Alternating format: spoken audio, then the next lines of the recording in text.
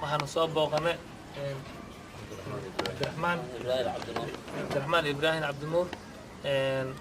muuqaalkii hore aad arkeedeen oo qofkii garbaha la hayay sariirta sida rafaadka badan lagu keenay waa Abdiraxmaan Cabdinuur iyo wiilkiisa curudka caawinay curudka waa sax hada sameeyay weyn hadar macaan soo dhawaaw waa dhalinyaro isxil qaantay doonaydo xanuunkaaga iyo dhibaatadaada ku haysto la wadaago dadka muslimiinta walaalaheena jazakallahu khayr marka waxaan ka rabaa wax yar in noogu falaqootid sida xanuunkan kugu soo siyaaday iyo goortii aad ilaahay qadartan oo ku keen xanuunkan 2003 sanadkii meeyaa xanuunkan igu soo bilowday sax la toddoba saac 6 saac baa kaan soo iska hawaan meel aan gelin lama arko meel dhakhtar aan 8 sano marka hadda 8 sano ka dambeysayna hadda qofku riyaalaha maartay dad ummadna isla ka saayso dhiban booska ayaa iska inta sariir waxa dhakhtar iyo qofka caawiyo wali ma aragta dhakhtar waan ka daalay intaan soconaya aniga shaqaysanahay maxamed jaamac ayaa igu sareeyay jaata neerba 3 sano daawadiisa isticmaalay waxba iskaga hadda daawada abu ku jimcalana waa bay fadhiisay waan ku fadhiistay istaagaaga ka waran baan hadda awood aad keligay ma jirto hadda garbaha loo galo kaliya anu gaanay ka yahay isaga naftirka waa silacay bay u kiyaan markii aan lugahayga toosaan aan laabnida ka baxaan wax reerka oo u shaqo tago oo saxan adaan ahayn islaamta ilmaha dhashay oo yaa wax jalaati iyo wareejisamo wax shaqo baxay oo waan caawi ilaahay qof kaliya oo reerka u baxay waan bixi jir waa adigana halkaan hadda ku soo aragtaan fadhiya islaanta soo jalaata oo qaadayso iyadana talaagada jalaatada ka halawday maxa waxaan ilaahay baan iskanna ilaahay waxna si labada lug gacmaha labadu waa bariifi oo baralas way hadda waaba kala darnaaday gacanta ay lugtaana u daran ilaahay ka caafiyo dadka walaalaha muslimiinta adduunka oo idiloo ka daawanaya maxaad ugu baaqaydaa in ay ku qabtaan caawi kor ilaahay jazakallahu khayran qof walba wuxuu awoodo waxaan leenahay adeer inuu soo caawiyo waad arkaydeen xaaladda uu ku sugan yahay waa qofka kaliya waalidka aabaha reerkiisa inuu wax u qabto jeclaa horumar gaarsiiyo balse awoodii iyo xeeladii wax uu qaban lahaa qadarta Allah halkan ay soo fadhiisay muddo 8 sano ay u sariir saaran yahay waad arkaydeen muuqaalka bilowgiisii in wiilkiisii oo garbaha hayay waliba sida uu dul joogay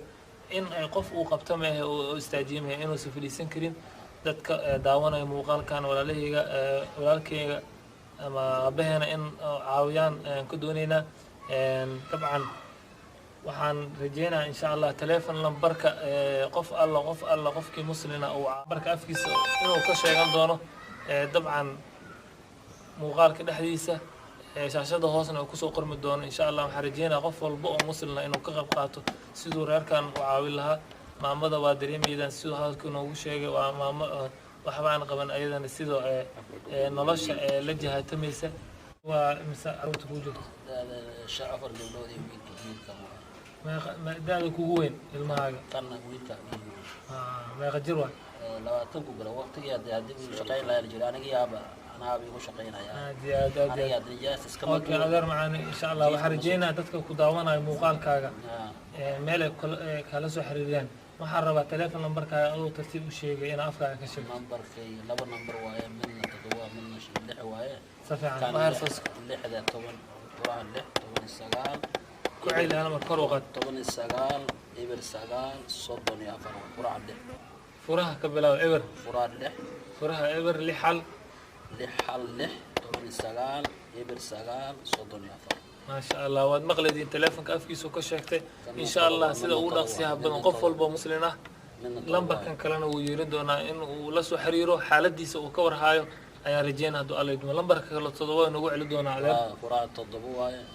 لحدني أفر صدن اللبو صدن اللبو إلهي وحن كبرينا إنه عافماتها مسيو هذا إن شاء الله قفل بو أن وحو أودي وحرجينا إنه إلهي أسو بريدون أسو دعيدون هذا إن شاء الله وحرجينا سيدان كلن كحيقا إن شاء الله خير إبراق لا إله كريم دوما قدرت على أنه كسر دعاء جزاك الله خير بسم الله غير وحن ويدين دونا إن شاء الله غير كان لشهدا عدة قرب سيسو حنون كان سيديد السنة وسريرت السعرين هاي يسيدا أي نلشهدا كتير سنتين هذا معا بل نلشهدا سريرت سيدا وصقرتين sidee u maareeydaa nolosha reerka maadaama xanuunsantahay ilaahay baan ku tiirsanay waxa hadda maanta meesha saan isku hadlaynaan dhahay oo ilaahay ahayn ma jiraan kolna waa xalnaa kolna maaragtay waa ilaahay guriga iska joogaan oo iska jiifal waxa iska dhex jiifaa xaruurta bal ka waran ayagana waxbarashadooda iyo xaruurtana alxamdulilah afarta gabdhood ayaa iskuul dugsi uba baxaysa yaa ka caawiyo waxbarashada lacagaha fiiga dugsiga iskuulada haddii aan helana waa iska bixiya haddii aan waayana waa lagu yeeshaa marmarna yaalka waa lasoo ceeriyaa marka haddana dadka dad islaam haddana waa isku famiil leeyahay waa u dacwoodaa maaragtay teleefonkooda waa ii imaadaan haddana ay u sheegtaa maaragtay waa ii gargaraabaan mar haddee qof islaamnimada ma ogi ma qof aan maanta ku tiirsana qofkaasa $10 siinaya aan dhahay ilaahay ka soo kuma jiro de kolley ilaahay baan khayr ka rajeynaa de ninkayga caawiyaan ilaahay waxaa walaalahaga ku daawanayo muuqaalkan qof walba muslim oo qaybka jecel inuu qofka aad arkeedaan sidaan u dhawaataysan aabbaha Soomaali ee caawinayo codsi maxaad weydiisanaysaa dadka ku daawanayo ilaahay baan codsanaya hore alxamdulilah inta kale islaam diinta islaam oo naxariisana ilaahay waxa uu qabtay من إن الله يرحمكم ويرحم ما أردت إن الله في عون العبد ما كان العبد في عون أخيه إلهي قف إسلام قال ولا الكسمة إلهي مرك يسوي وكالمة يسوي إلهي وكالمة لكن كي كالمة إلهي وكالمة إلهي كرجينا إن شاء الله إن شاء الله إلهي وكرجينا لكن كي كالمة إلهي وكالمة إلهي كتوفى marka waxaan leeyahay walaalaha muslimiinta dunida meel walba aad ka joogtaan inaad soo caawidaan adeer noloshiisa sida arkeedaan ama aad u jeedaan inaad caawidaan arjeena hadduu alla idmo muuqaalkan qof walba soo gaaro insha Allah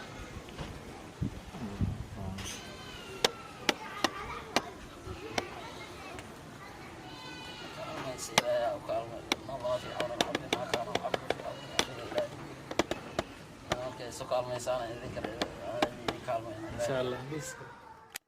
أبا عبد الرحمن إبراهيم وأركيدين موقال كيسي يو حالده وقصقنا يو فاميلي كيسا سيدو طبعا ونوغوش مروغة بدين ونوغوش كيه haddana noloshooda in ka mid ah ayaan u gudagali doonaa halkan aan arkaydaan waa dukaanka ama meherada kaliya ee Cabdiraxmaan uu ku ganacsan jiray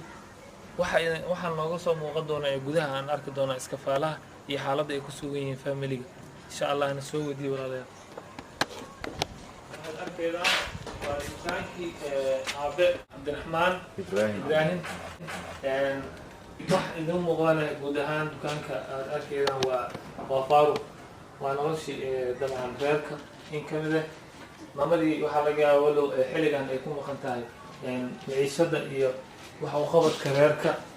marka waxaan leeyahay walaalaha Soomaali iyo guud ahaan qof walba muslim oo islaam ah in qofka walaalkiisa dhibaataysan ee xaaladda adag aad ku aragteen inaad ku caawidaan insha allah muuqaalkan qof walba soo gaarin inuu sheergay maama xabiibo cali oo ah hooyada reerka aabaha ka xanuunsan yahay halka filinjeer oo keliya ay reerka ku tiirsanayeen ee maanta ganacsigooda ee maamada oo qoraxda u lugoyn jirtay waa kan hadda hortiina ka muuqda waa isagana waa fridge jalaatada wax ka shaqeynayana lama arko oo cilad ayuu u fadhiyaa marka waxaan leeyahay walaalaha muslimiinta ee Soomaali iyo qof walba islaam ah in muuqaalkan hadduu soo gaaro insha Allah sida ugu dhaqsiyaha badan ay ku soo xiriiri doonaan eena soo wici doonaan telefoon lambarka afkiisa ka sheegtay lambarka insha Allah waxaan rajeynayaa qof walba muslim inuu caawin doono hadduu alla idmo reerkan dhibaataysan